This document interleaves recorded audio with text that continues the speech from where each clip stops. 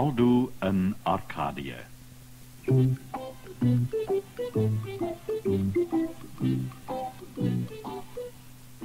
Terwyl Aldo een oggend sy pap eet, klop iemand hard aan die deur.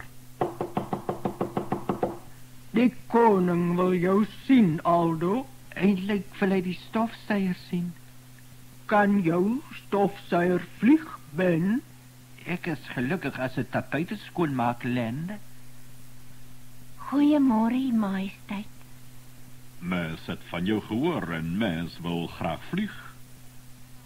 Mens klim maar zeker soort van op. Ja, majesteit, mens doen dit. Vlieg. Oh, liewe land, versigtig. Hou nou styf vas, majesteit.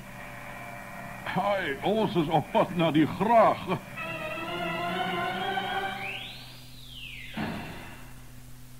Ek is nog nooit so beledig nie. Arresteer hulle. Kom hier, jy, die koninklijke kerk is weg. Ek wonder hoe lank sal ons hier moet bly suier. Wag 'n bietjie. Wie's dit? Toe maar. As my pappa die koning eers kamer word, sal ek julle uitkry. Ons is werkelijk jammer, Aldo. Ons besef nou dat het maar 'n ongeluk was. Maar mens wil waarlik vlieg. Miskien kan my oom Emo help. Hieroor moet ek 'n bietjie nadink. Ek dink ek het 'n plan. Liewe land en nou. Oom Emo het tower lekker goed gemaak.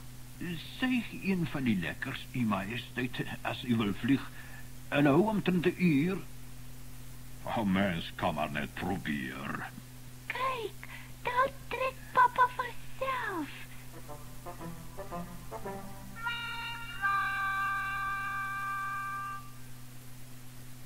Verdienste gelewer aan die koninkryk van Arkadië, slaan ek jou tot ridder. Die res van daardie dag het die koning heerlik in die lug rondgesweef.